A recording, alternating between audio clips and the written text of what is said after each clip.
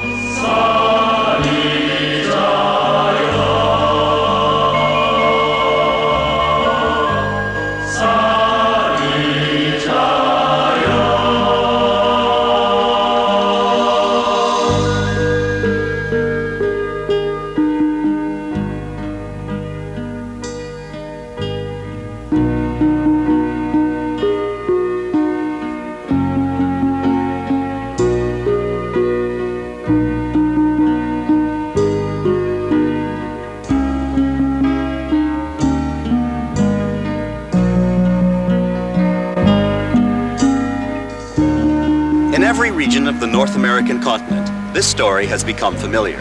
A small group of people pool their resources, buy a piece of property, and begin their long and difficult task of building and renovating. Word gets around that these new faces in the neighborhood are Buddhists, and that they are working to establish a temple or a meditation retreat facility. Most of the repairing, renovating, and building is done by volunteers who donate their time and skill as an integral part of their practice of Buddhism. Clearly, much more is being renovated than just physical buildings. Individual people are renewing themselves.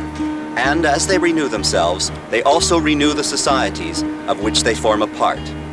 The story of how the Friends of the Western Buddhist Order established a Dharma center in London, England, is typical of how such centers are built all over the Western world. In the mid-1970s, we obtained this very large property in East London. It was an old fire station, and it was burned out. It was a burned out fire station. Subhuti found it. Subhuti is a very dynamic, energetic, optimistic individual. He gathered together a team of some 15 or 20 stalwart individuals, and they set off to convert the fire station. They were going to do it in 6 months with £10,000. It took 4 years and £250,000 to complete the project. We ran out of money very, very quickly. However, what did we do? The first thing we did, of course, was we wrote to all the rich people we knew. But neither of them replied. We tried fundraising efforts. We tried yard sales, big yard sales. They poured in a trickle of money, but this wasn't enough. In the end, we were faced with the devastating truth that we would have to go out and work. We would have to work. As the Buddhist religion, which was founded in India over 25 centuries ago, finds a new home in 20th century North America, it is inevitable that changes will occur. The practice and even some of the teachings of traditional Buddhism will change as a result of Buddhism's contact with Western values. And at the same time, those Western values will change as a result of their contact with Buddhism. The numbers of priests and nuns are declining in the Catholic Church, and while certain internal sectarian factors are at play here, my feeling is that the cultural process of democratization is still unfolding in North America, and willy-nilly religious institutions are going to be involved. How will Zen institutions be affected? I feel sure that the egalitarian imperatives in our culture will move us to select those elements of Buddhist tradition that fit our needs, and we will reject sooner or later exclusively hierarchical models. The reaction in recent years to exploitive practices in American Zen centers is partly a reaction to corruption, but it is surely also a response from deeply felt Jeffersonian ideals. It was with the purpose of examining and discussing some of those changes, the ones already taking place, as well as those likely to take place, that the Venerable Samu Sunim and the Zen Lotus Society sponsored the Conference on World Buddhism in North America, held in Ann Arbor, Michigan, for 8 days in July of 1987.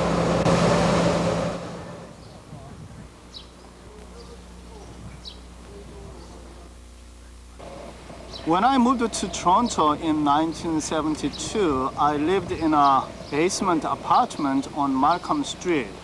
It was dark, damp, and cool, but the place was as quiet and secluded as a mountain cave. Then I became ill and was operated on twice. I stayed home and did a lot of sitting in meditation. Before long, Korean Bosalims, the old women devotees, discovered me. So I started a Sunday service for them. Still, life was pretty simple, and I had a lot of time for my personal practice.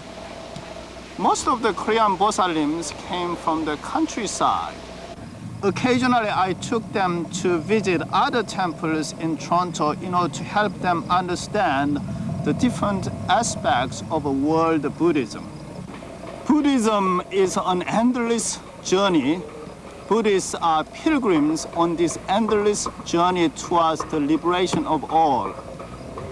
The journey is endless because sentient beings are innumerable. Somewhere along my journey, it dawned on me that I was on a pilgrimage to the Contemporary Buddhist Movement in North America. I had a special feeling for every Buddhist place I visited and each Buddhist I met. Their struggle and difficulties in establishing new temples and spreading Dharma in the foreign land naturally evoked a great respect and deep appreciation in me. I felt grateful and indebted to them for their Dharma work. In those days, I had no particular ambition. I thought I would be living in the basement permanently. Looking back, I feel I was like a humble devotee who knelt before a Buddhist monument in the making and enjoyed himself with meditation and prayer. Like a humble, innocent devotee, I was free and happy.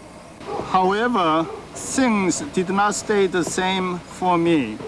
In the summer of 1979, I moved out of the Markham Street basement apartment after 7 years.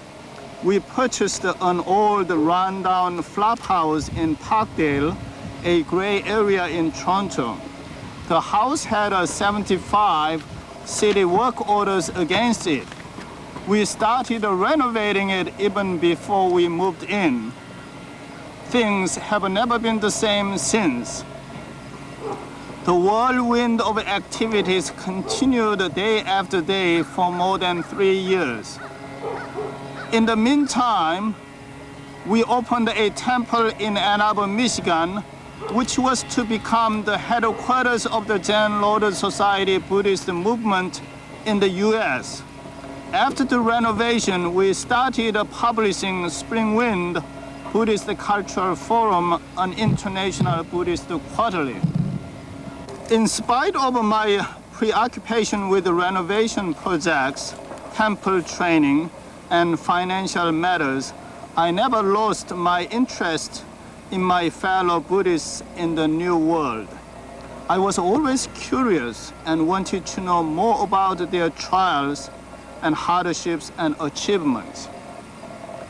So whenever I was traveling, I always visited local Buddhist groups and temples. In fact, that was the only thing I did. I didn't go anywhere else. The places I visited and the people I met, they never failed to inspire me. Over the years, I continued my Buddhist journey in the New World and my pilgrimage to the new Buddhist movements taking root in North America. The more I traveled and visited Buddhist groups, the more I realized the Buddhist philosophy of interdependence and mutual penetration without hindrance. Not only are we interrelated to each other, but we have been each other time and time again.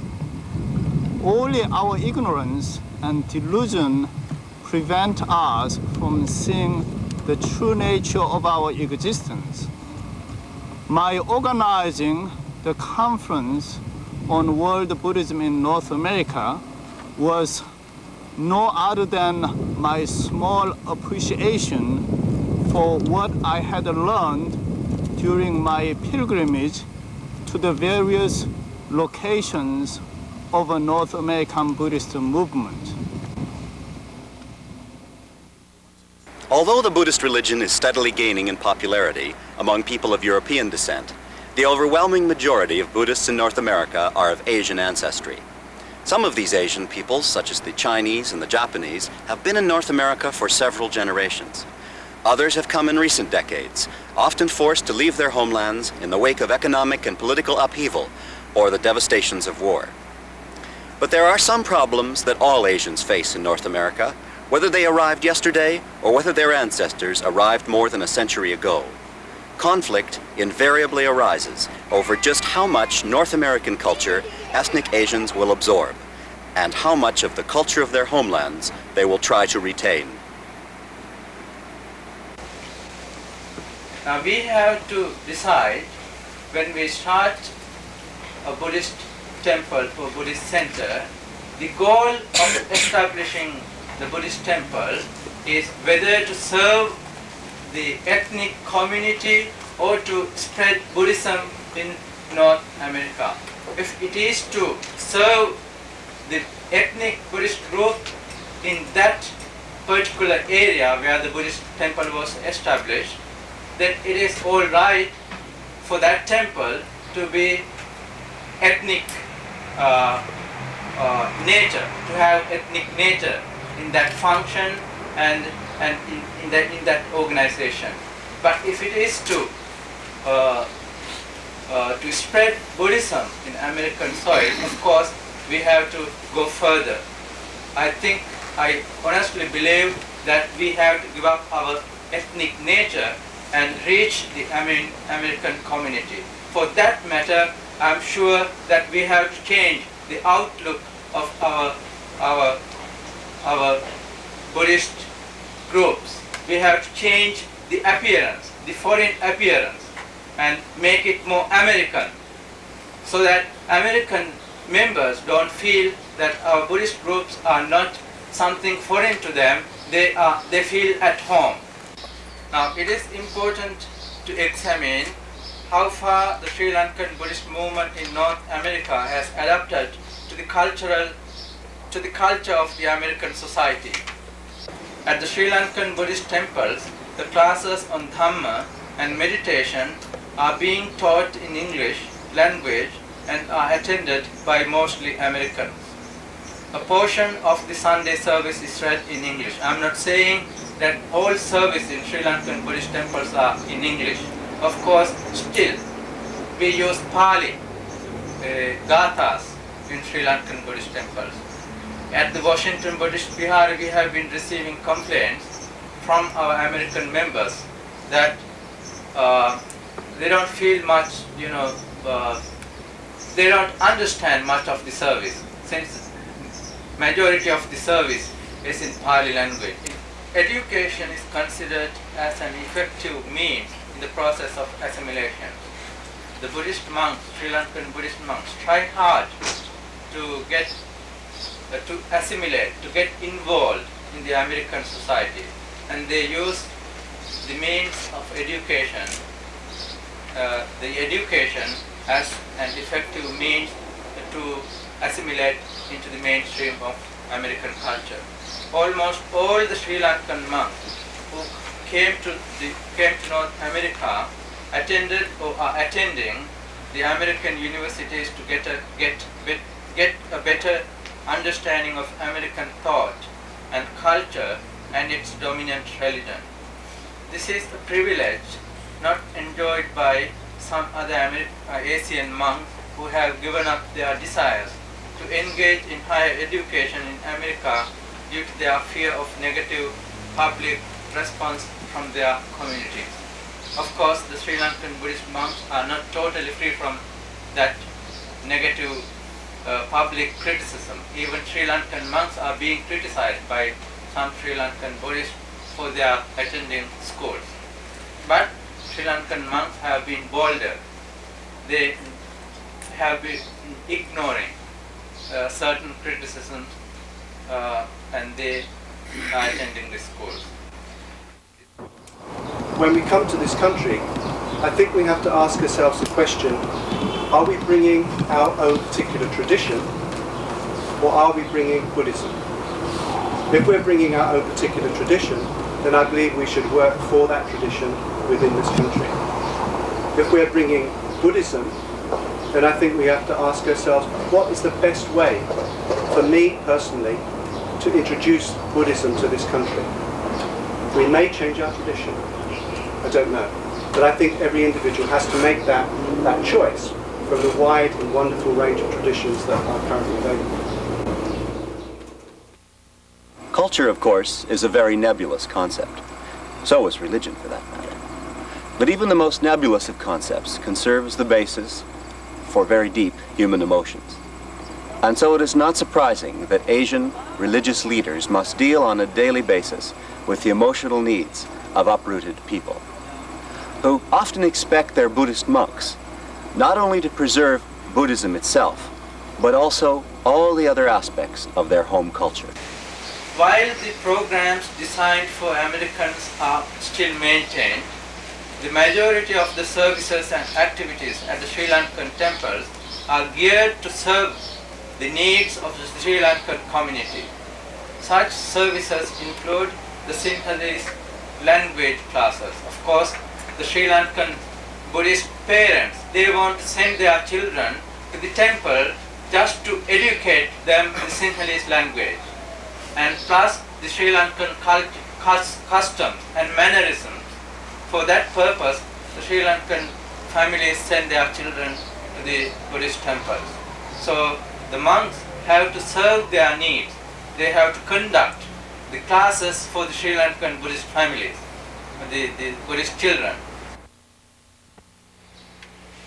We need to educate the monks. If the monks didn't have that opportunity, it is hard. But now the door is open.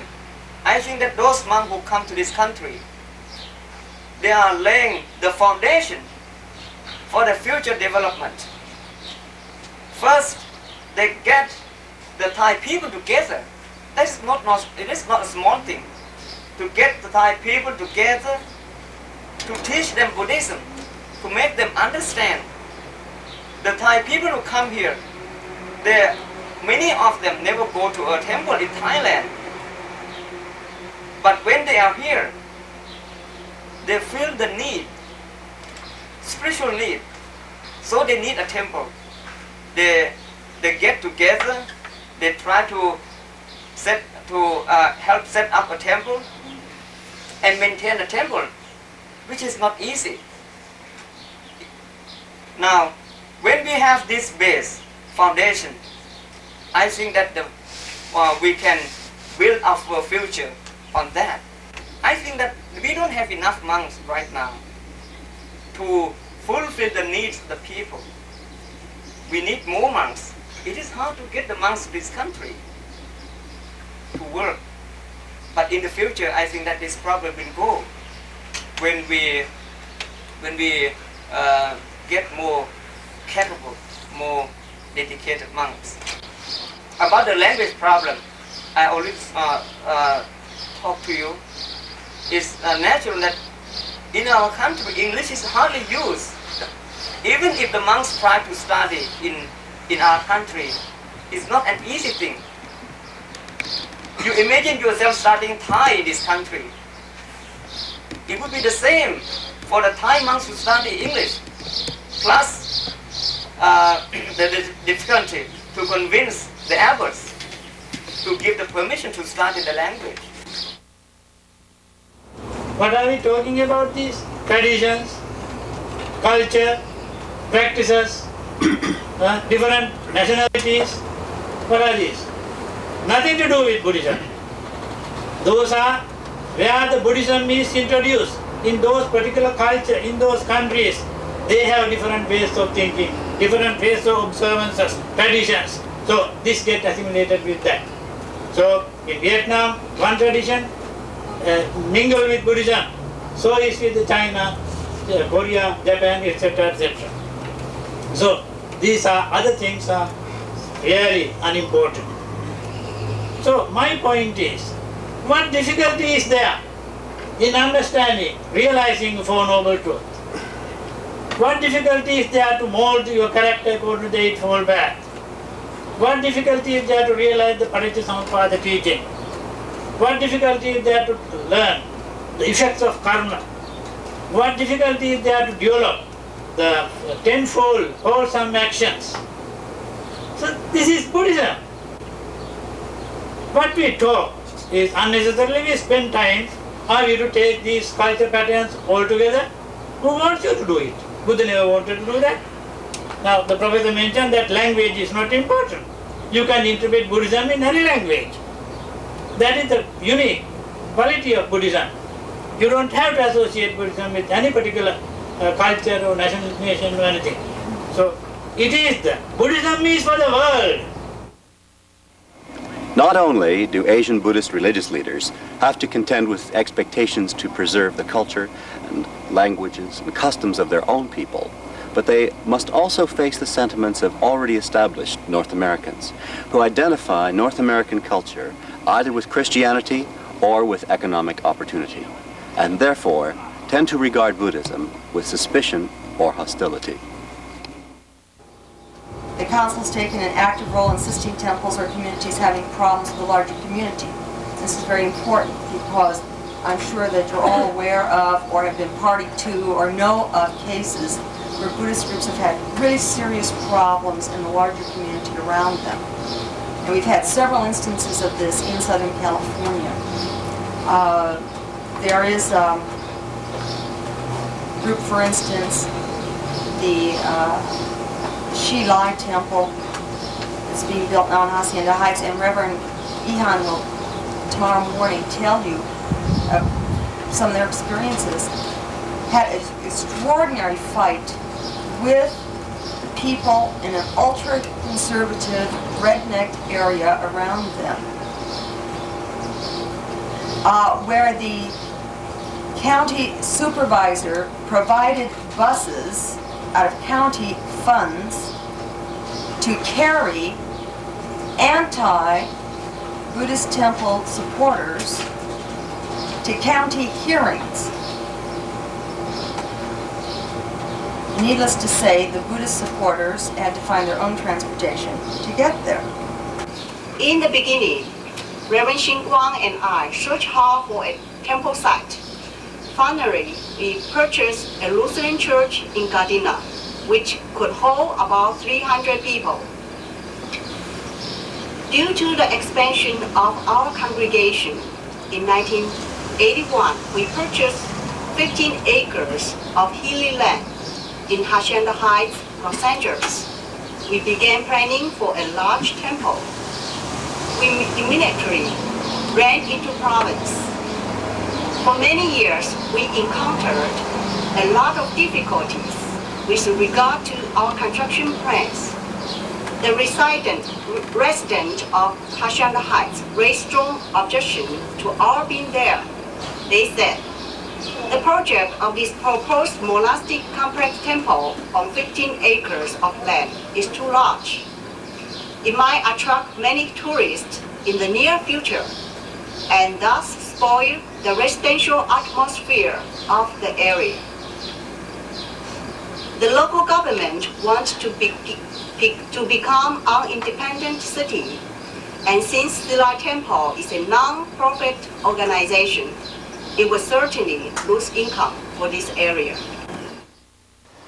Inevitably, when changes occur within any kind of tradition, the question arises, what is essential to this tradition and what is merely an accident of history? Each time in its long history that Buddhism has moved into a new cultural setting, people have had to ask, are there any teachings or practices that Buddhism must have in order to remain Buddhism?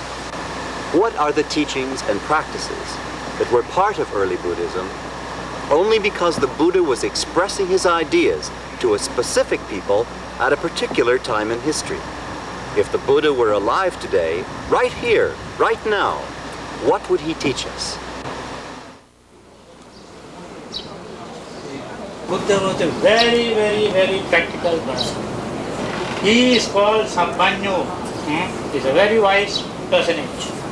So his teaching was not for the present time, it was for the three times, past, present and future. And when it comes to the question of Vinaya, if one examines the Vinaya nature of Vinaya, Vinaya was not formed, built up in one day. Vinaya, code of discipline, was a gradual process, gradual development. And a Vinaya ruling given in one day, following next time, when monks come and say something, sir, this is difficult for us to follow, then Buddha said, all right, you may alter that, you may change that. So there are Panyati, first prescription, and Anupanyati, that means later, additions. So this is the nature of Vinaya. So as somebody said, Vinaya is not the Buddha's teaching, truth, not the ultimate truth. Vinaya is the code of discipline. This is not a static thing, because this is concerning a living group of persons.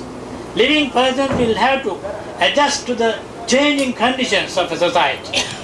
But monks are not like stones, not like rocks, not like trees.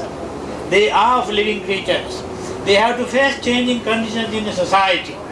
So according to the certain conditions, things are changing. Now, admission to the order is generally for a higher ordination you need at least the 20 monks to assemble. Buddha had changed this constitutional law, saying that if it is in a rural area where you cannot find a certain required number of monks, you may change that. And in case of the Sangika, Dana, or whatever religious ecclesiastical acts, these provisions are already given by the Buddha. And so in this case, if the certain practices are to be altered, if you don't like to use the alteration or the change, we may call it to add. If you don't like to change, what we can do is, in a changing society, people who live, they can add little minor things to suit the changing conditions of the environment of the time. Now, you all know that so many things have changed. Not like all those days, the transportation system and the media of communication, living conditions, housing conditions, food and whatnot. Everything is changing at all the time. So, who can go and make a petition to the Buddha these days?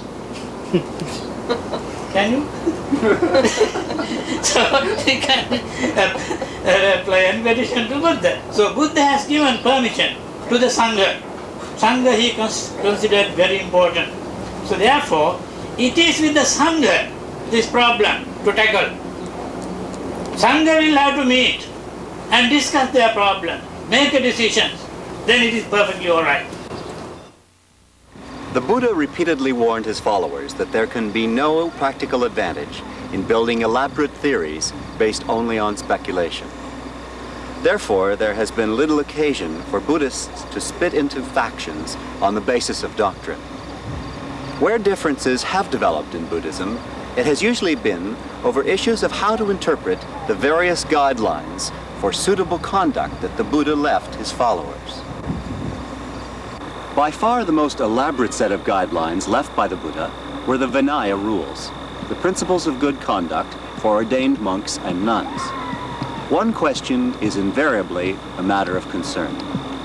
Which of these guidelines were intended to be observed by all monks, regardless of circumstance, and which were established only for circumstances that occurred in India in the 6th century BCE?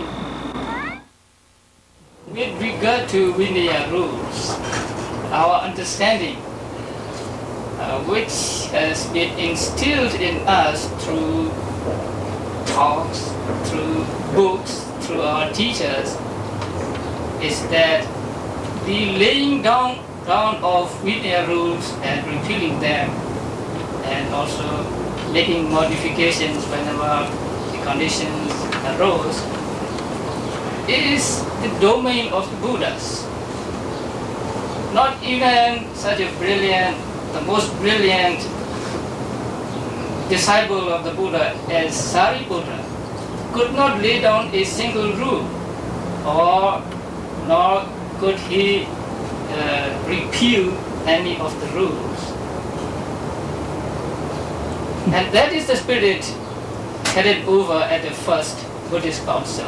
It is true that at the first Buddhist Council, the question arose that Buddha, before he died, said to Ananda that if the Sangha wished, then Sangha can repeal the minor and super minor. Because there are two words in Pali, Kodaka and Anukodaka. So minor and super minor rules. So that problem came up at the first Buddhist Council. And then the monks asked Ananda, have you asked the Buddha what the minor rules and what the super minor rules are? Ananda said, I was so overwhelmed by the grief that Buddha was going to die in a few months. I didn't remember to ask a question, put these questions to the Buddha. So the monks blamed him. And then they asked other monks, what are the minor rules and what are the super minor rules? And all of the participants were arahants. But one arahant stood up and said, these are minor and these are super minor. Then the other arahant stood up and said another set of minor and super minor and so on. So at the end the issue was confused. So nobody knows which are minor and which are super minor. So the president of the council, Mahakassapa, ruled that since we don't know which are the minor and which are the super minor, let us keep what rules we have as they are, and do not take any rules out of the Vinaya or to put any new things in the Vinaya. So, and that spirit came to be accepted at succeeding councils up to the present day. I don't think we are talking about dropping sila. I think we all are aware, certainly those of us who join the order are aware of the importance of sila. So we're not talking about that. Nor are we talking about modifying sila to fit individual needs, desires, etc. Individual characters, personalities, etc. I think rather what the broader concern is here that you have to understand there's a certain strength and yet at the same time a weakness in the American character with their overriding concern of honesty. And let me explain to you what we mean by honesty. This is really so entrenched in American character that we cannot remove it. And so while some of you mentioned, for instance, if we infringe upon a minor rule, there are remedies for this, and we understand that. But if wearing shoes is done on a daily basis, to an American mind, to follow that Vinaya rule, to take that Vinaya rule is hypocritical and dishonest.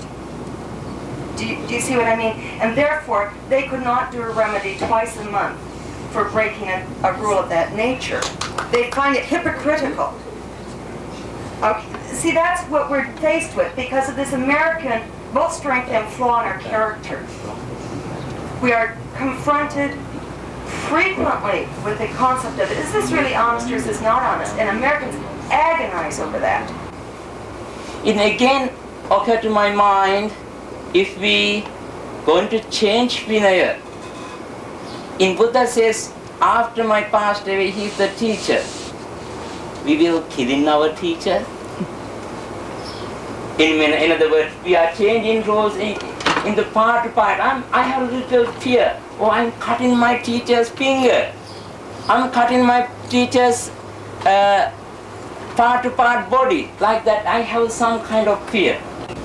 It will never be warm in Chicago or Michigan or Massachusetts or Maine in the winter in the future. This will not change. Not in my lifetime anyway, right? There are Vinaya rules against wearing sufficient clothing to live in those climates. And we've talked a lot about the danger of if we change this rule, then we will change this rule, then we will change this rule, this rule, this rule, this rule, this rule. I understand that. as well as anybody. I really understand that. But there is a danger of a different sort that I see here that no one has mentioned. I've heard so many of you say, break the rules. It's okay. Just don't tell anybody, or do it quietly, or confess it next Tuesday. Break the rules, it's okay. But what about the danger of, if I break this rule, then I can break this rule, then I can break this rule, then I can break this one and this one and this one and this one. That is a danger too, isn't it? I would rather have a set of rules, strict rules, I agree. I agree with the Buddha's vision as I understand it, that I can keep. I would rather see there be a set of rules I can keep. The question of how strictly to interpret the Vinaya rules is an issue not only for the monks themselves, but also for the lay people. In most Buddhist countries, the monks and nuns have been supported by lay people. In some countries, Buddhist families supply food, clothing, and medicine directly to the Sangha. In other countries, the reigning government has patronized monasteries and other Buddhist institutions. But in either case, lay people are inclined to be willing to support only legitimate monks and nuns. And, most usually, to be a legitimate monk in the eyes of a lay patron is to faithfully follow the Vinaya rules. If we change, or if we repeal rules, it is like changing our identity. We are monks because we are considered as bhikkhus because we keep these rules, although we may seem strange or odd in a different country. But it is the Vinaya rules that let us have the identity as monks or as bhikkhus. Having heard the difficulty of many problems which we can't be solved easily by ourselves, my idea, I think, after having sense support, sense sufficiency, and then we can form a new Sangha in the United States of America. We belong to the Orthodox and conservative tradition. But our mind, our heart, we need to adapt and to change to suit the environment of the modern world. But it is right now very hard. We will be at the back to support you. If I directly support you, my Sangha will dispel me from the other. Somehow or other, I appreciated very highly your idea. And we think in the near future, we are hopeful and we can change the rule and regulation, even the discipline to suit the modern world for the world peace and prosperity of mankind. In most Asian countries, monks are regarded as essential for the preservation of religion. But in Japan, during the past several centuries, traditional Buddhist monks have been far less common than married clergymen. And so, as Buddhism has come to North America, it has presented a choice of several different kinds of teacher: monks, married priests, and lay teachers. No doubt other styles of teacher could evolve as North American Buddhism takes on its own shape. I feel here that the traditional Asian monastic Sangha on trial here in North America. The crucial question, the crucial issue which concerns us all trying to do Buddhism in North America here is whether the traditional model of an Asian monastic Sangha can survive here in North America. And to put it in other way is whether we can do Buddhism in North America without traditional Asian monastic Sangha, or whether we can come up with something compatible to Asian monastic Sangha. when Americans go to Asia, and when they go to Asian monasteries and train and finally get ordained, and then after years of training, they return to North America, and they go to Asian ethnic Buddhist groups, say Sri Lankan temples or Korean temples, run by ethnic Buddhist leaders, and there they find themselves being treated as if second-class citizens. True. So, and of course they feel uncomfortable. So then they live and try to, kind of become independent. And then eventually they get around themselves a kind of Buddhist groups. And then faced with these North American, followers, their traditional Asian model, like as bhikkhu, is very alien and foreign. And also they don't have a support system here, like monasticism. They are constantly in touch with the women or, like secular values and secular customs. So the only alternative that comes to them is just to disrobe and become lay teacher, and they, it's much more functional model. I think American Buddhists have to create some kind of conditions for the American monks to survive in this country and to take over the tradition of, whatever we call it, tradition of Buddhism or Buddhist teachings in this country. Like when Reverend Rahula said,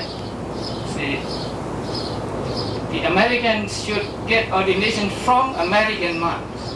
And that is what is really meant by the dispensation of Buddha taking roots in a country. Until and unless there are native-born monks teaching and giving ordination to native-born monks, we cannot say that Buddhism has taken firm roots in a country. Well, as regards the problem for the American people, or the people who don't belong to the Buddhist fold right now, I think that we have a variety of systems to follow. There are a lot of traditions. Practically, almost all the traditions have come to America, the Buddhist traditions. And the teachers of these traditions are available for the people to go if they like to understand Buddhism better. They can go, they can read the books and also literature. There are many books to read if they want to understand Buddhism better. There is the danger in changing the Vinaya so easily, as there has been mentioned, and I agree with that, because there will be no end for that process once we start. And also the change itself is difficult, because in America, the climate in the north is different in the south. How would you change the Vinaya? If you change for the people in the north, then the south will say, well, I don't need that kind of change, because, well, I'm fine here with the set of rules that I have. So it's really hard to change. And even if you change, are you sure that the later generations, people who come from the countries, Buddhist countries, will accept that? You see, if they don't accept the changes that we made, well, how can we get along? I think that because the Vinaya has been practiced for so many years, for thousands of years, and the tradition has been established, it's easy to follow. And even if we cannot practice all the Vinayas, some other people will be able to practice them. We may be discussing the different rules of Vinaya, and the Lay Buddhist Movement do not care much about the monastic Sangha rules because they are not concerned.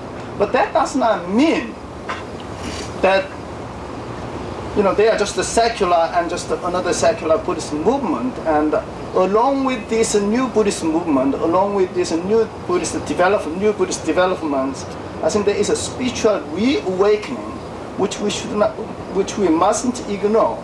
For instance, there is a very important dimension that has been developing in this new Buddhist development. There's, for instance, new moral standards. There's like reduce your consumptions, or ecological awareness, or peace movement, or Buddhist social movement.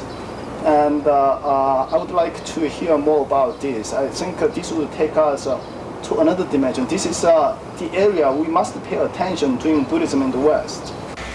And I think that one of the tasks that those of us who have come to a different understanding of monasticism, of what it means to be monk, male or female, is to try to communicate to Americans who are so eager for some kind of healing, for some kind of liberation. Americans are so bright, so interested in meditation. And I think it's one of our tasks is to present a new vision of monasticism, that the Dharma, that the monastic life is really the deepest form of healing. The Dharma is the best medicine. It's as though in Eastern Buddhism, for various historical, spiritual reasons, there's been a line drawn through the populace, if you like, that there's a distinction that's been made between people. I think distinctions made between people is fine. I think it's perfectly okay to do that. But the distinction has been made primarily between those who live a life according to the Vinaya rules and those who don't. And this is the distinction of lay and monk. Now, I think that distinction has its value, but I think in many cases it's drifted away from what is really the crucial distinction. And I think the crucial distinction that we should make is between those people who follow the spiritual life, the Buddhist spiritual life, 100%, or at least are very definitely moving in that direction, and those people who have not adopted the Buddhist spiritual life 100%. In other words, the distinction is not between the way in which you live your life, but whether or not you have committed yourself to following the Buddhist spiritual life. It's become clear to me in this conference that the financial support of our activities is actually at the root of a lot of our problems. I'm sorry to sound too much like a Marxist here, but I think it is actually true. We've heard that how a number of our Theravada brothers have a lot of difficulty if they just let one of their rules slip just for a few moments. Their laity, it seems, is sometimes on them like a pack of hounds, and are refusing to support their work. This is very unfortunate. So support, we see, is very important. At Vajraloka, Padmaloka, and Taraloka, the three most established monastic communities within our own movement, the support is from people who actually go there for shorter times to experience the environment. Now, this is possible if you have a wide movement, a movement where people are moving, as it were, from the monastic to from the celibate to the non-celibate. Well, no, you can't quite do that. But they're moving from full-time spiritual study to, say, more social work, more social orientation. In the United States, however, we don't yet have that broad base. And so we at Arialoka run our own business to support the community. I personally hope that our communities in the United States will always have some kind of right livelihood project associated with them. I personally think it's a very good idea for people to have some kind of more manual, more physical work to do. And I also think it's very good for communities to be completely financially independent. If they're completely financially independent, then they don't have to have anybody else telling them what to do. They can get on with their spiritual life without any fear that they will be compromising their position with their financial supporters. So now, explain a little bit of the way we did set up ordination sorts of process for monks at IBMC. And this grew strictly out of experience. An individual who wishes to ordain at the center comes in and, as I said, really needs to have at least a year's contact with the center before he would ever be accepted into a training sort of program. In fact, we do not even give the 3 refuges and the 5 precepts to people until we know them for about 6 months and until they have set a retreat with us. It's a requirement. It's not a rule. It's just something which seems appropriate and which may be modified depending upon specific circumstances, but that's generally the way it goes. Then when a person first takes the 8 vows of the lay person, let's say who's going to spend a retreat in a temple, the 8 vows, and we call this person brother or sister. And they then spend 1 or 2 years in training that way. After 1 or 2 years of successful training, and it's felt that there has been a certain amount of progress, then the individual may take the 10 shamani vows, the 10 Shramanarika vows. And regarding the vow of sexual misconduct, it is given as a vow of sexual misconduct rather than as a vow of brahmacharya, which I'll explain in just 1 minute why. These vows are really discussed at great length with the people so that they understand what they're doing. And the individual makes the decision whether that vow on sexual misconduct will be one of sexual misconduct in a little broader sense, or whether it will be celibacy or chastity. You see, that is with the individual, with the teacher, with a lot of discussion with the group also. After 2 years of Shramanarika training, if the person has progressed well, and if the person desires, she may then take Upasampada, that is higher ordination, and receive the 250 vows for the monk, 348 for the female monk. Now at this point the individual needs to decide, is that vow going to be one of sexual misconduct, or is that vow going to be one of celibacy or chastity? If the individual, because by now he's had about 5 years of training, we figure that in about 5 years the individual should know which lifestyle is more appropriate. At that time, if the individual decides that she would like to be free to marry, or, which is much more likely, that she already has family obligations, then when it comes to final ordination, that individual takes 25 vows. And those individuals who feel that they would like the more traditional lifestyle, the more traditional vows, take the full complement of Bhikshu, Bhikshuni vows. And so far we've found that that works fairly well. So you see we're a little unusual in that our temple sort of does both. And in regard to the difference between them, as far as teachers are concerned, we look upon those who've taken final ordination, whether it's 25 vows or if it's the full traditional vows, as being actually equivalent in their ability to teach, their ability to take students, the right to take students, etc. From what was originally viewed as a corruption of the monasticism in Japan, there is a tradition of ordained people who marry. And I say corruption with certainly, in using that term specifically, this was viewed as a corruption from the pure monastic way.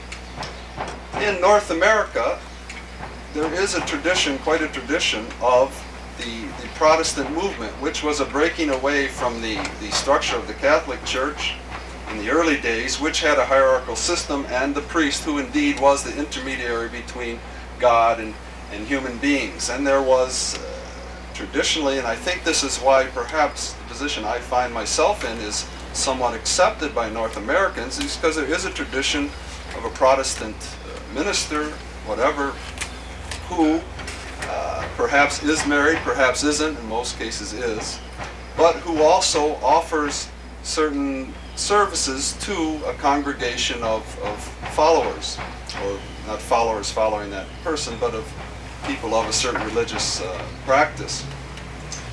So one might find oneself in the position that I find myself, sort of twofold. One is a clergyman, perhaps doing wedding ceremonies, funerals, which in our culture people are used to having performed by clergy, these types of activities, and also as a Zen teacher, which sometimes the functions overlap and sometimes they don't. Some people approach a person in my position in one way, perhaps for certain advice on certain matters of their life situation, and then others in terms of what we call Zen training, which would be meditation instruction, and we use koan practice. And many Western men and women have taken vows as monks and nuns in the Tibetan tradition in the past 15 years. But it's proved very difficult, I think, for them to sustain their vows upon returning to their homelands in the absence of a Sangha to support them. Monasticism has not proved feasible in all Buddhist cultures, as in the case of Japan, for example, and may not prove feasible in the West. I agree with Ananda Dallenberg and Aitken-Roshi that thus far it does not seem to have worked, but I also share the heroic conviction of Samaneri Sunanda that we must have some kind of group of professional practitioners to sustain the Dharma in this country. The present era has the potential to be one of the most exciting and productive in the history of Buddhism. All of the various traditions that have existed in isolation from one another in Asia are now coming into contact with one another in the West. But there are some reflections that, just from the small portion of this historic meeting that I've been able to hear, that are worth noting, that are different from Buddhist situations earlier. For one thing, we find ourselves practicing the Dharma, called to the Dharma, in a society that, unlike those societies from which our what we call ethnic Buddhists come, there is no Buddhist culture.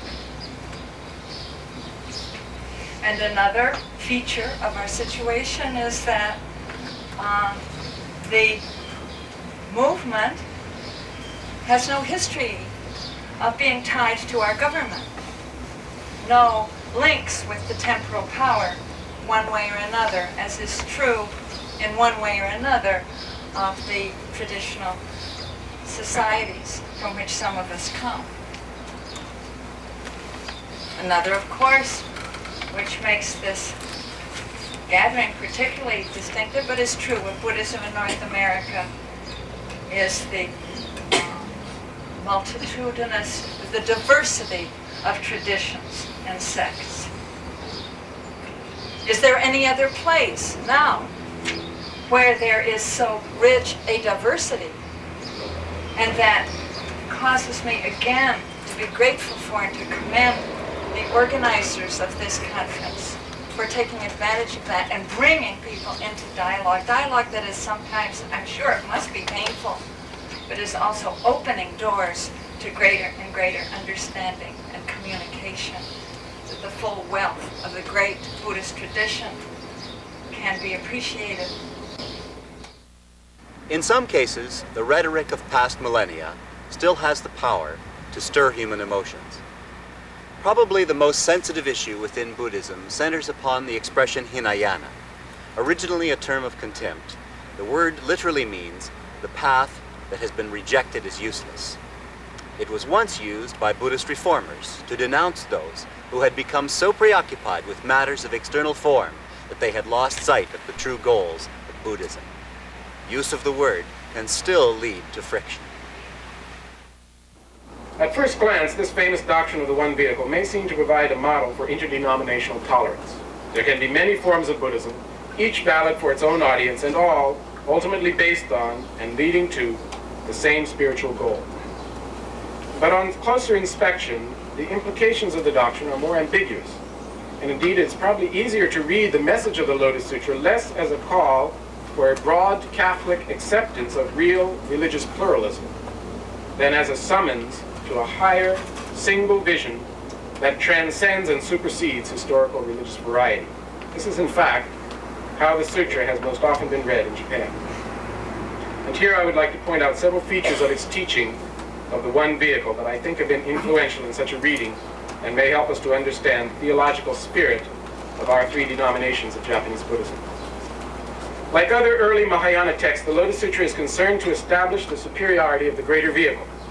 Yet unlike many of these texts, it does not do so merely by accepting the old goals of the earlier tradition and adding its own higher aim of Buddhahood.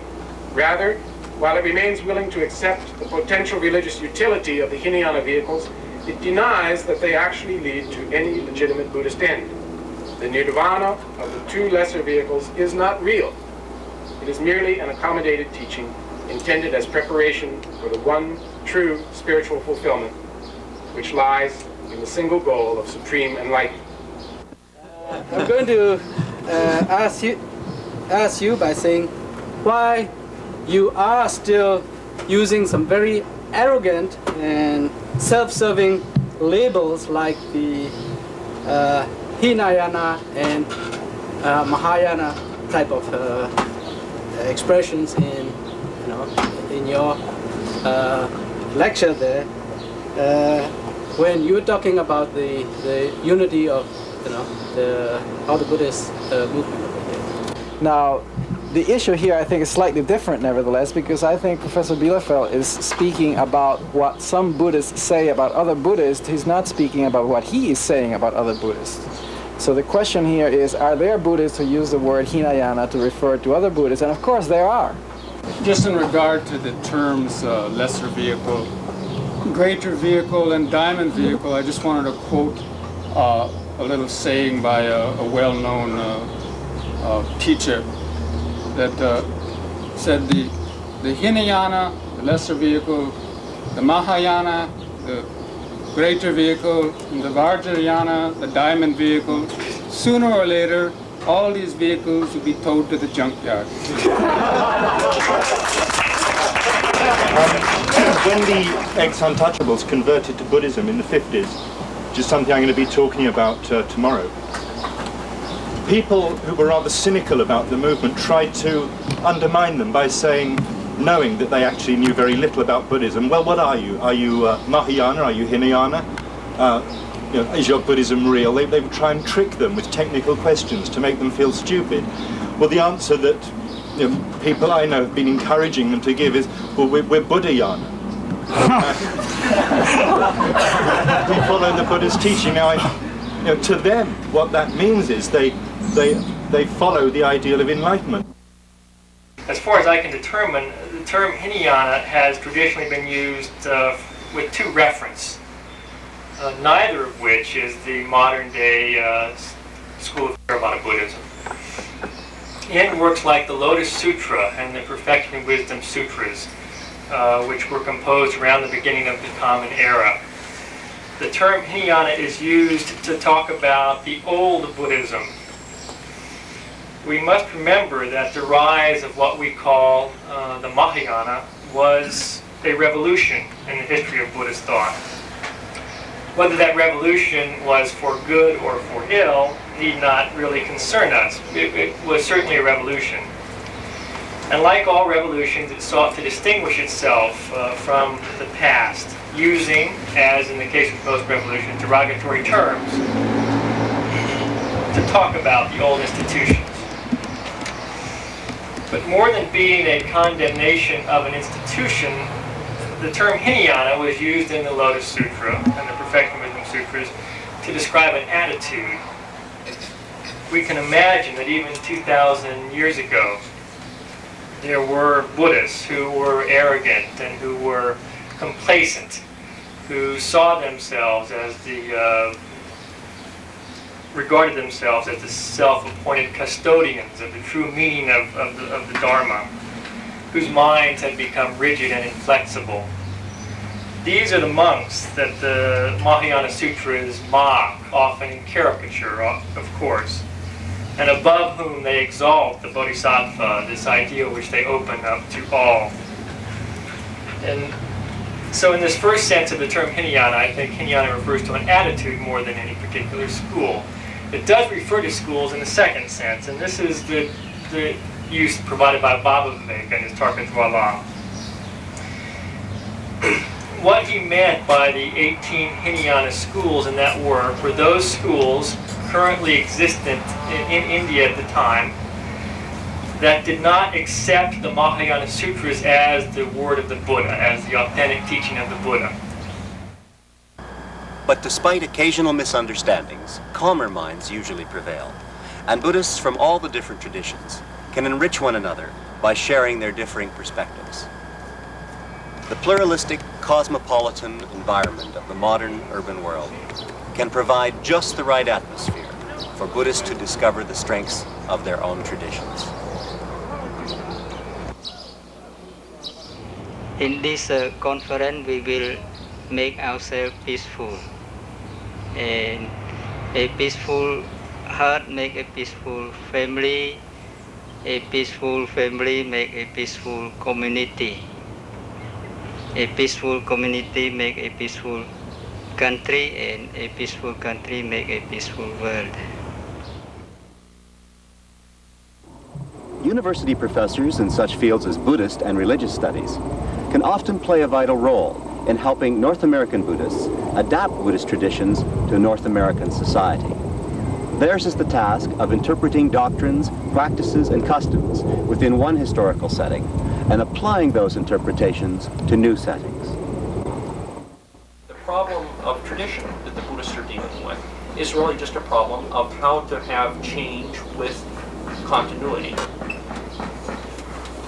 The change is just as important as the continuity just as important as the change.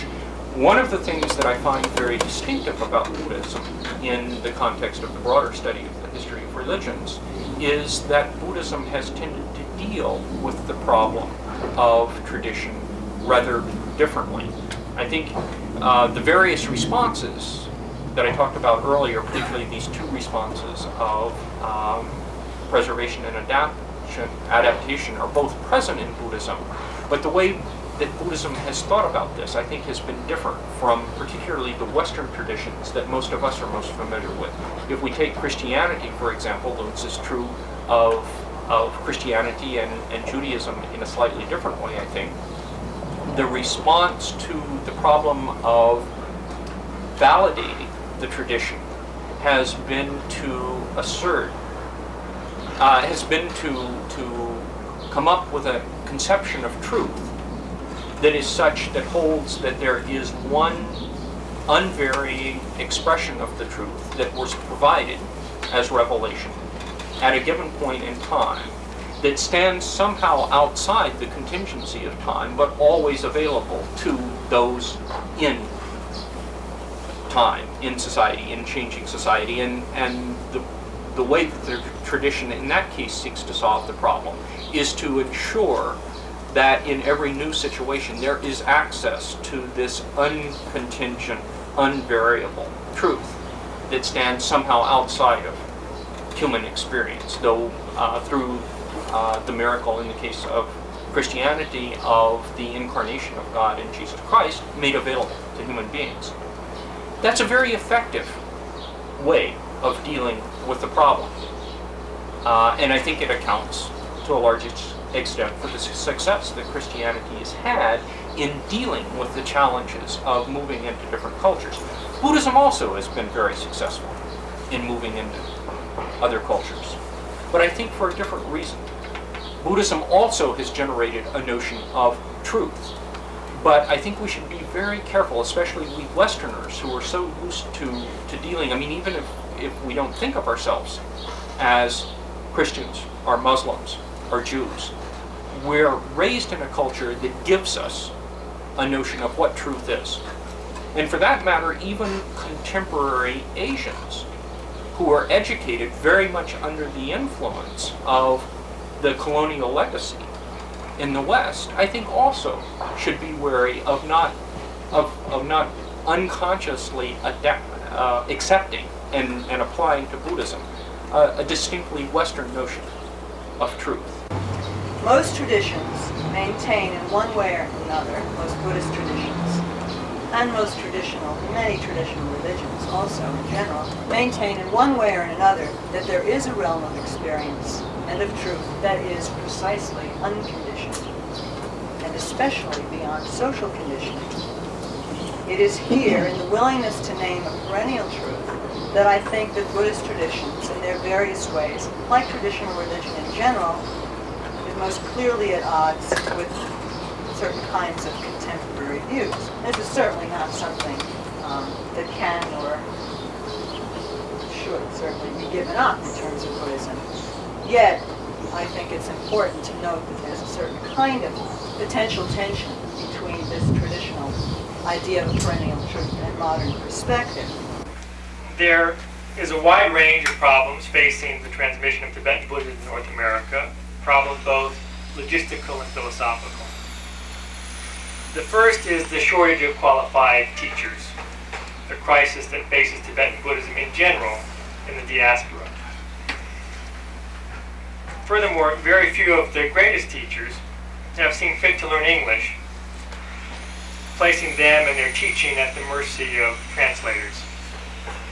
These translators are usually either Western Dharma students whose knowledge of Tibetan philosophy is greater than their knowledge of Tibetan language, or young lay Tibetans who have immigrated to the West, whose colloquial Tibetan, of course, is quite as excellent, fluent, but who sometimes lack the formal training or the English vocabulary to render accurately what they hear in simultaneous translation, a very difficult task. The Tibetans distinguish between two forms of their language, the common language, the Pelgye, and the Dharma language, the Chögye. All Tibetans, of course, speak the common language, but the religious language is known only to those so trained. I think every Western speaker of Tibetan has had the painful experience of listening to a translation that bears very little relation to what one is hearing in Tibetan. Translator sometimes missing important meanings or so embellishing what is said that the discourse really becomes that of the translator more than that of the Lama. Meanwhile, the audience is dutifully recording every word. But the scholar's perspective is not always fully appreciated, as this exchange shows. Tibetan Buddhism is not homogeneous. There are 4 major sects. There were many more, but 4 that remain active today. All 4 have established centers in North America. Unfortunately, despite calls by the leaders of all sects to the contrary, American adherents of Tibetan Buddhism have spawned a sectarianism that is uniquely American, much like the allegiance to a football team. This is not to suggest that there was not sectarianism in Tibet. There were indeed vicious polemics among the schools, especially Gelug and the politically powerful Gelug school and against the Nyingmapas. And the analysis of the politics of these often highly technical philosophical polemics remains an important task in the field of Tibetan Buddhist studies. A further issue to be faced is that of the role of women in Tibetan Buddhism. There are several works published of late that have dealt with Tibetan yoginis and dakinis, and an important work is being done by people like Ann Klein, who spoke earlier, on the possible contributions of Tibetan Tantrism to feminist theory. There are a number of women doing important work in this area. It is the case, however, that much of Tibetan Buddhism was monastic and gynophobic, and that many of the older lamas who have taught in the West have been uncomfortable teaching women. The common term for woman in Tibetan is Gyeman. Gyeman means inferior birth. And hence a contribution that American Buddhism can and must make to the history of Buddhism is the full participation of women in all levels of study and practice. And you mentioned the status of women in the Tibetan Buddhist tradition and the word meaning inferior birth. Right. That's a very partial description of the situation in Tibetan Buddhism. It also doesn't mention that, as far as I have been able to ascertain from my own study, the position of women in just about any Buddhist Asian tradition is exactly the same. Yep. Has been historically considered to be inferior. So this is nothing particular to the Tibetan tradition. It came across that way. In terms of the tone of my earlier comments, I guess you and I simply disagree, and I appreciate your comments in terms of perhaps balance. But I wanted to point out that we need to take a very realistic look at the situation and to see that the Tibetan word for women does have this translation, and I tried to say that there were perhaps more Tibetan yoginis, dakinis, there were more women practitioners, adepts in the Tibetan tradition than any other Buddhist country, but nonetheless that does not, we can't overlook the sexist language and so forth, which you find in all Buddhist countries, and we have to simply be aware of that and see what we can do to transform that in the new context. All of the scholars that have participated in this conference are practitioners. And if I may speak for the rest of them, I'm really, of course, speaking only about myself because it's about my inner feelings. I assume that all of us regard Buddhism with the same intense emotion and the same sense of value that all of the rest of the participants regard it. It is unfortunate that the language of scholarship seems to be misinterpreted by some persons and actually taken almost as some kind of personal offense. And it's very unfortunate because the language of scholarship has something to offer to those who are not scholars. I couldn't see how Professor Lopez's talk had any negative tone to it. I just failed to see how anyone could see it that way. There's a difference between trying to lay down the field, try to say what there is, what the words are, what the terms are, what the history is, and trying to defend the tradition. If you want Professor Lopez to defend the tradition, then ask him to defend the tradition. He's just trying to lay down what the field is. And in doing so, the value of doing that on the part of the scholar, and doing that as dispassionately and as detachedly as he or she can do it, the value of that is that it allows both the scholar and the non-scholar, the practitioner and the non-practitioner, to actually stand back and talk to the tradition. If you're too involved in defending the tradition and too involved in getting into the tradition, you lose that perspective, which is very valuable. In my own experience as a practitioner, what my scholarship has given me again and again, and it still does it every day, is the opportunity to criticize myself. And myself involves my religious convictions. My religious convictions are often, I shouldn't say often, are most of the time bigoted. They are most of the time irrational. And most of the time what they do is just reflect my own personal preferences and prejudices. And my scholarship, just like my Zen master, is constantly telling me, you're wrong, start over again. And to me that's a value of scholarship, and I have no quarrel with even scholars who are negative about Buddhism, because sometimes I get something out of that. And I just sit down and listen and try to learn. So I think for the future we should try to reflect on that there are different ways of talking about Buddhism, and that a different way of talking about it is not necessarily negative or wrong, it's just a different way of talking about it. North American culture will provide much more than a congenial environment for Buddhists to meet and exchange views. Modern Western culture has strengths of its own to contribute to the development of Buddhism. The relative freedom and openness of Western societies provides a good setting for the critical mind and anti-dogmatic spirit of Buddhist thought and practice.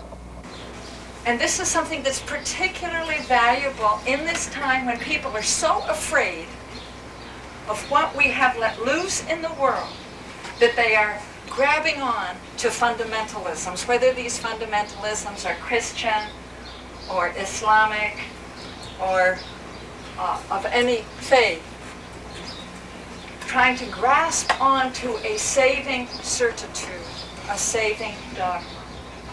And that is that the Lord Buddha himself invited all to move beyond doctrinaire dogmatism. And he said himself, don't take my word for it. He called each and every one to go back to the authority of his or her own experience. Be a lamp unto yourselves. Be an island unto yourselves. Trust yourself. Try it out. Ehipasiko. Go see for yourself. Don't sell out to another authority.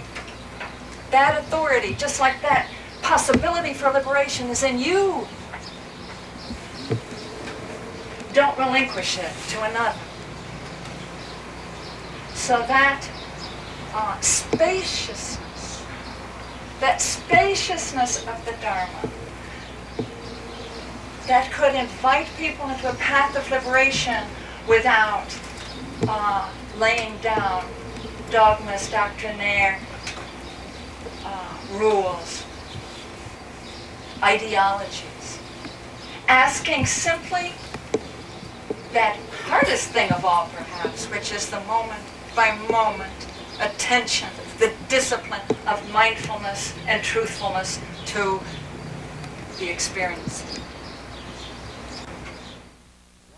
Among the greatest strengths of North American culture is the deeply held conviction that all individuals should be allowed and indeed encouraged to develop their full human potentials, regardless of social class, ethnic background, or gender.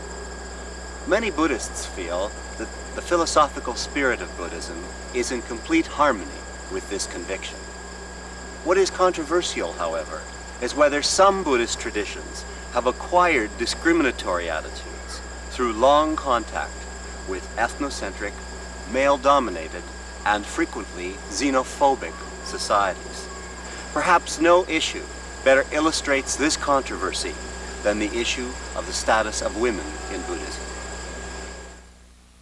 Now, as all of you know that women are often the main supporters. They are the main supporters of any faith, any religion, or any movement. And this is especially for Buddhism at its beginning. The women, they were not only the supporters, but they did everything to keep up that faith. And lots we see in the canonical literature, especially in Vinaya and also in the Sutta Pitaka. What do you think about the women Buddhism in the North American movement in future, or maybe near future?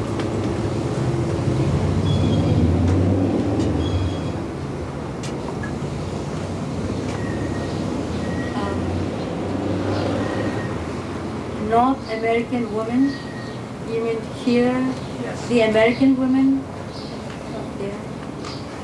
I think I don't worry about this at all, because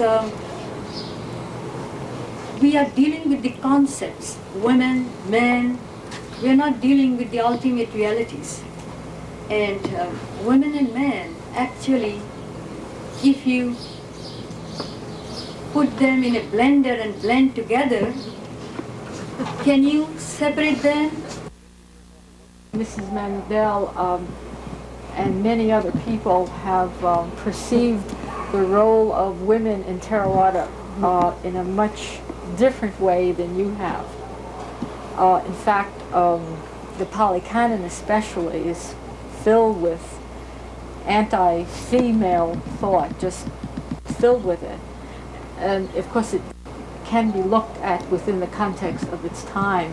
And indeed, many, many books have been written about this aspect. It's very well known. And I'm just rather amazed that your paper did not share this view held by many people. Thank you. I know Kathleen. she also practiced with Tampulu Sayadaw for a while, and she was also in Boulder Creek Monastery for a while. I know her very well, and I also read in that paper about her article and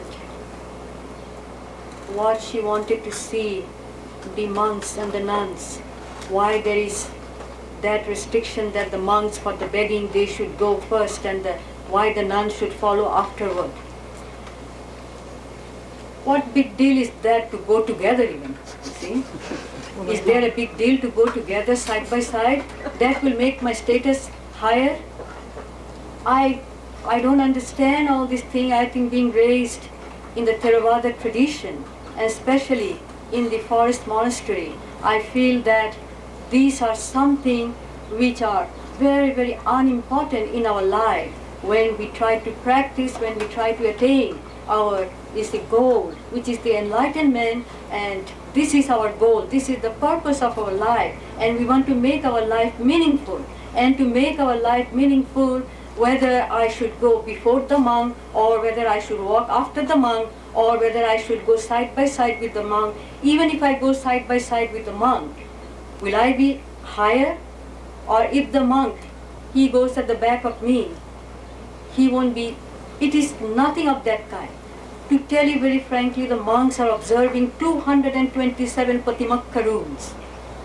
They have much more, they have taken much more responsibilities.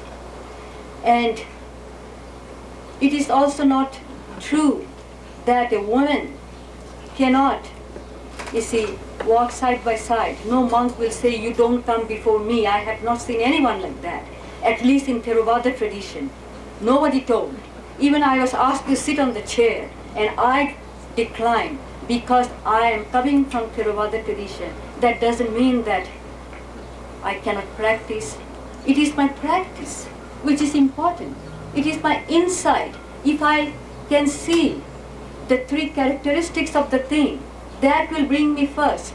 It is not my robe, it is not my order, it is not anything else but my practice which will make me first. And in the entire Theravada Buddhism, you will not find much about all these men and women. It's all about practice. It's all about practice, that there are different practices given and different temperaments. They talk about in Puggala Panyati, they talk about the human designation and how we can know our own personality, and we can get about the real object of meditation, and we can progress and attain the goal, the insight, to see the characteristics of things are impermanent and things are painful in nature and things are impersonal. But for American women, I think that for Buddhism to take root in American culture, it needs to deal with the social factors in American culture. And for American women, and not just for American women, for American people, the idea of honesty and the idea that what is on the inside is reflected on the outside is very important. That if the Buddha said, and I do believe what you said about Buddha, that there is total equality and the path to enlightenment is there for both of us, then in the exterior, view, the exterior show or the exterior signs of where we're at, that is very important. And I think that's probably a very strong characteristic of American culture. And I think it relates to what Aitken-Roshi talked about as the Emersonian or Jeffersonian view of America. First, regarding this business of gender, you can say that perhaps the fundamental conceptual breakthrough of women's studies and feminist theory is simply this, that gender matters. And having once concluded this, as some people have, it's no longer really possible to approach religion, whether in theory or practice, without asking whose voice is it, male or female, that's being heard, who's the intended listener, and from whose behavior are the supposed norms of the tradition derived. The point here, which I think relates directly to practice, is that experience is not neuter, but we experience things as men, we experience as women, and gender is therefore a significant factor in who we are. American culture is enormously energetic. It exhausts me sometimes. And we do want instant change and instant gratification. That tends to be one of the great weaknesses and I think one of the dangers and things we must watch in American culture. On the other hand, I hear again and again from Asian Buddhists, why can't you people get to the point where you see these things are not important? They are so impatient with the fact that we are gestational Buddhists. We are infant Buddhists. When I said the other day to Dr. Sircar, it may well be that at some point gender is not significant. I'm very willing to concede that. All that I can say is that where I am now, and I know you want me very badly to get there as quickly as possible, but where I am now, it is important, and I'm sorry there's no way to get there except to walk the path to there, and that is what I'm trying to do. Don't be so impatient with me.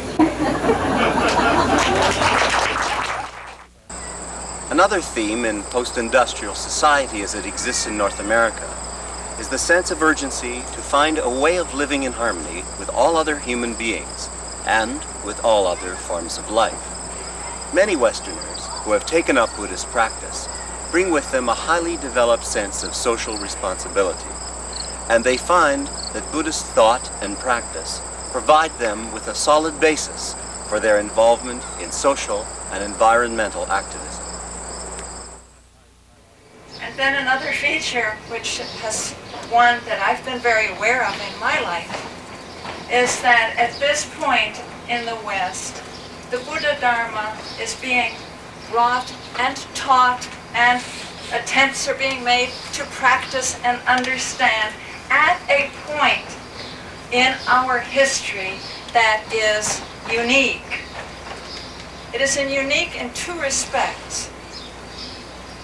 The first respect is that the traditional worldview that has dominated the mainstream of Western culture is being experienced by more and more people within the society itself, even before they hear of the Buddha Dharma, as bankrupt. And they see that this is bringing them to a point in their history, applications of technology, pursuits of national policy, of uses of weapons and instruments of technology, and the economic power that is destructive to life on a scale far beyond what our species has confronted until now, to the point where we stand indeed on the brink of time. We sense that we're in trouble, that our planet is in trouble. We are barraged by signals of distress and danger. From the dying of our forests to the poisoning of our seas, to the warfares and conflicts that erupt around the globe. And yet, it is hard to open to that pain. This indeed, ever since I started organizing 10 years ago against a nuclear power plant to the windward of my home in Washington, D.C., I began to realize that the greatest obstacle that my country people had to face in dealing with the dangers of our time was just being able to hold the pain of it. Just to be able to look in the face of the pain, of the disaster. And I speak as an American whose culture is based on optimism. This culture, particularly in the United States, was based on utopian vision. And in this culture, optimism is prized. the successful, competent person smiles a lot. Be sociable. Keep smiling. That has been a hallmark of our culture.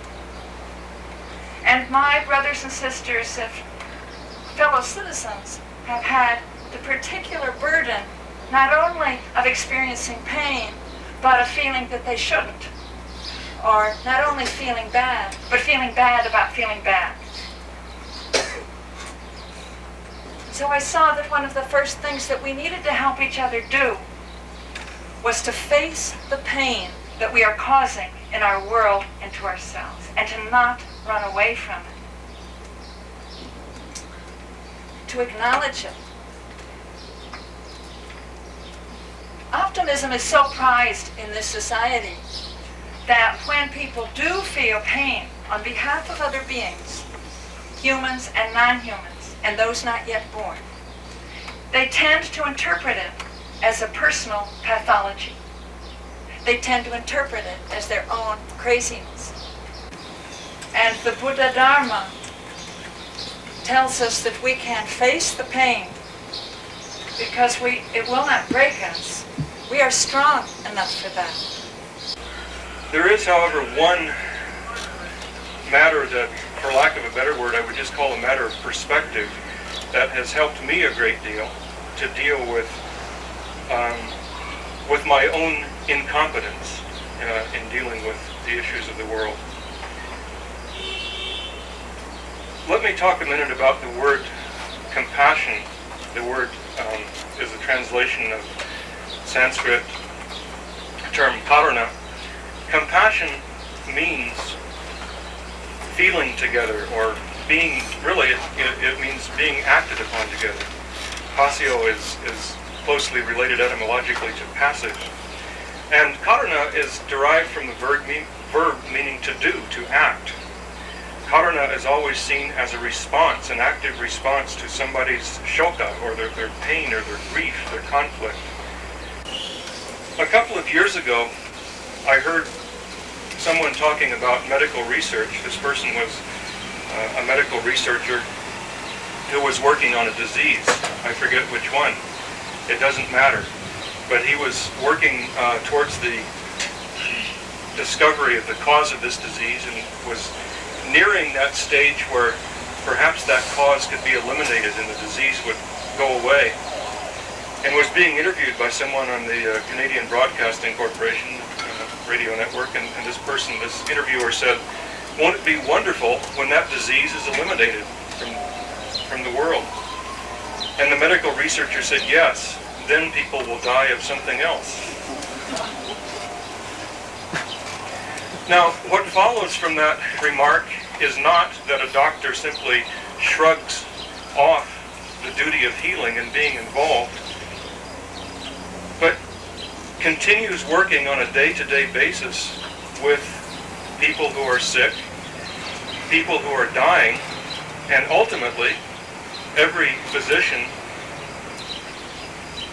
loses every case, except those people who live longer than the physician.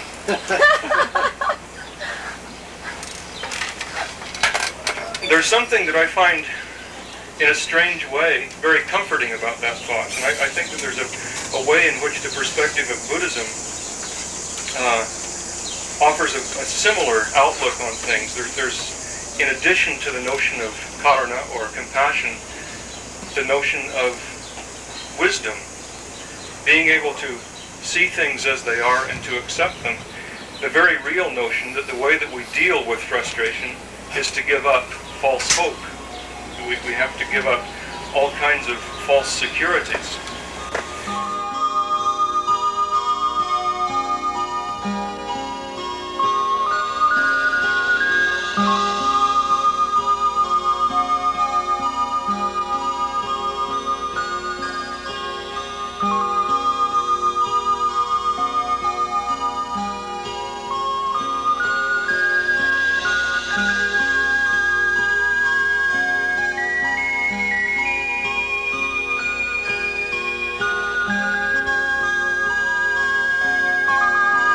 ever since the rise of a Mahayana Buddhist movement, there have been no significant new developments or new Buddhist movements in the history of Buddhism that have had a worldwide impact.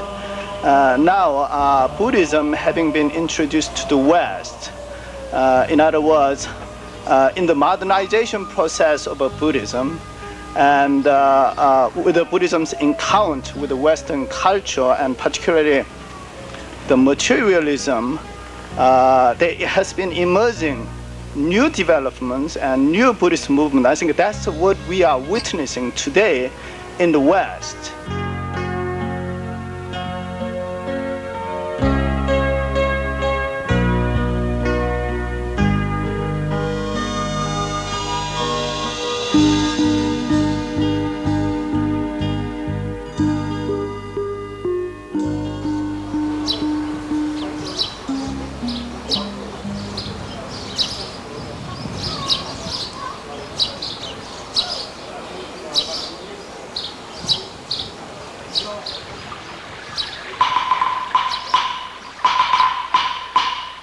청걸청 지신걸청 이래대중 불신봉청 나는 가네 오던 길로 나는 가네 오던 길이 어디매요 열반 피는 거길런가 내가 간다고 서러 말고 살아있다 추아마수 만고제왕 들고 영영이 길로 가고만 해 이산 저산 피는 꽃은 봄이 오면 싹이 드너 이골 저골 장유수는 한번 가면 다시 올까 저봉 넘어 떴던 구름 종적조차 볼 수 없네 공산야월 수변종은 날과 같은 하늘인가 토기영아 받던 봄락 오늘날로 가이어서 실상 없이 사던 몸이 이제 다시 허망하다 몽중 같은 이 세상에 초로 인생 들어보수 인간 70 고래비는 부인 먼저 일러서라 진실사업 하던 사람 죽는 날도 아니중니 생각대로 못하나는 태평바다의 눈물이냐 영결이냐 왕생이냐 물거물의 참말이냐 우상이냐 생멸이냐 일생불굴 연지행이다 천당인가 극락인가 열산곡의 기중이다 천지소멸 될지라도 일단 구명 영역하다 연화대로 간다더니 화장장